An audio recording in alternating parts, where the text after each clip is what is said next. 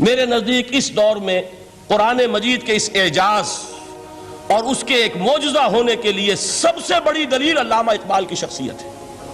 وجہ کیا ہے کہ علامہ اقبال علماء کے طبقے میں سے نہیں تھے۔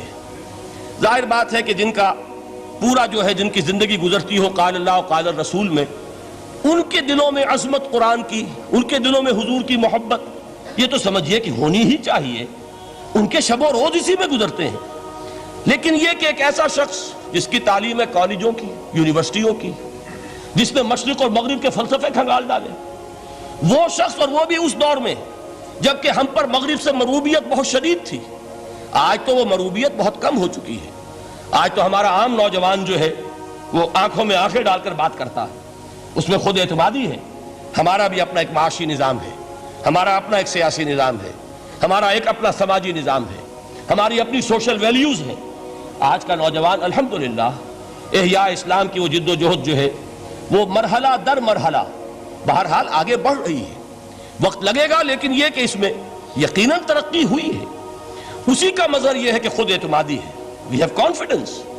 ہم جانتے ہیں کہ اسلام ایک دین ہے، مکمل دین ہے، اس کے پاس زندگی کے تمام مسائل کا حل ہے۔ لیکن یہ ہے آج 1985 کی بات۔ علامہ اقبال اس صدی کے آغاز میں گئے ہیں یورپ، جبکہ ہم محکوم تھے انگریز کے۔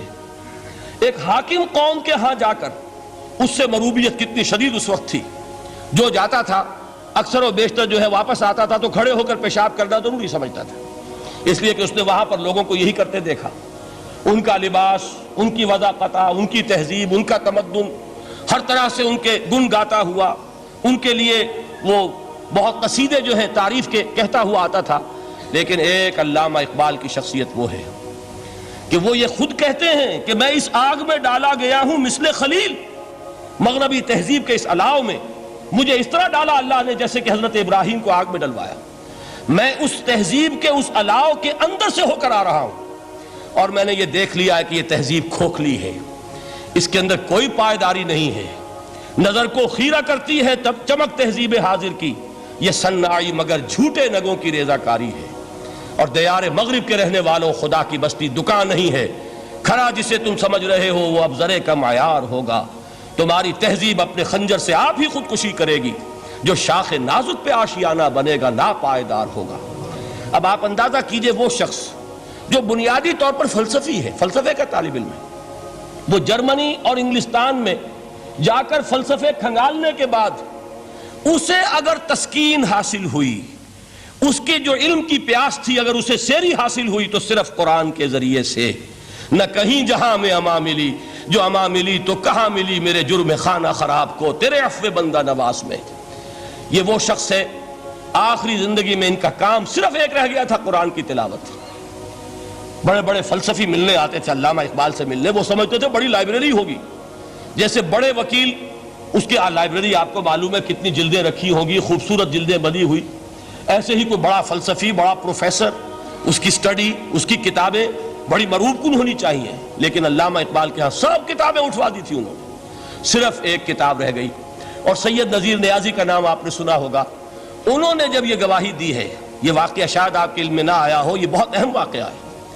وہ یہ لکھتے ہیں کہ میں نے ایک مرتبہ علامہ سے پوچھا کہ کچھ لوگ اعتراض کرتے ہیں یا یہ خیال ظاہر کرتے ہیں کہ آپ نے اپنا فلسفہ خودی نیٹشے سے لیا ہے، کوئی کہتا فلاں سے لیا ہے، کوئی کہتا ہے فلاں سے لیا ہے، کچھ آپ خود بتا سکیں گے کہ آپ کے فلسفہ خودی کی سورس کیا ہے؟ تو علامہ نے کہا کہ اچھا کل فلاں وقت آ جانا تو میں تمہیں لکھوا دوں گا، ڈکٹیٹ کرا دوں گا۔ تو سید نذیر نیازی کہتے ہیں کہ میں بہت خوش ہوا کہ یہ سعادت میرے حصے میں آ رہی ہے کہ علامہ اقبال خود مجھے تحریر کرائیں گے کہ میرے فلسفے کی سورس کیا ہے، میں نے کہاں سے اخذ کیا ہے۔ دوسرے روز وہ گئے، حاضر ہوئے، بڑے ہی ارمانوں کے ساتھ پینسل اور کاپی لے کر بیٹھے۔ علامہ نے فرمایا ذرا قرآن مجید نکال لاؤ۔ وہ قرآن مجید لائے، حیران ہوئے، یہ فلسفے کا سورس مجھے ڈکٹیٹ کرانے چلے تھے، یہ قرآن مجید کہہ رہے۔ کہا کہ ذرا سورۃ الحشر اس کا آخری رکوع، وَلَا تَكُونُوا كَالَّذِينَ نَسُوا اللَّهَ فَأَنسَاهُمْ أَنفُسَهُمْ أُولَٰئِكَ هُمُ الْفَاسِقُونَ۔ اے لوگوں، ان لوگوں کے مانند نہ ہو جانا جنہوں نے اللہ کو بھلا دیا تو اللہ نے انہیں اپنی خودی سے غافل کر دیا، اپنے آپ سے بیگانہ بنا دیا، یہی ہیں لوگ جو فاسق ہیں۔ علامہ نے کہا میرے فلسفے کی سورس یہ میں آپ کو بتانا چاہتا ہوں. اس معنی میں کہتا ہوں کہ اس دور میں علامہ اقبال کی شخصیت کو میں اعجاز قرآن کا سب سے بڑا مظہر سمجھتا ہوں. ایک شخص 20ویں صدی عیسوی کی شخصیت، اور پھر یہ کہ وہ کہیں مسجد اور کسی مدرسے کے ماحول میں پلا بڑھا نہیں ہے، بلکہ اسکولوں اور کالجوں میں اور یونیورسٹیوں میں، اور صرف ہندوستان میں نہیں، انگلستان اور جرمنی کی یونیورسٹیوں میں رہا، جس نے اپنا لوہا منوایا ہے. وہ شخص اگر یہ کہتا ہے کہ میرے لیے فکر کی بنیاد، میرے فلسفے کی سورس، میری تمام سوچ کی رہنمائی جو ہے وہ اس کتاب نے کی ہے، تو معلوم ہوا کہ واقعتاً یہ قرآن مجید آج بھی معجزہ ہے.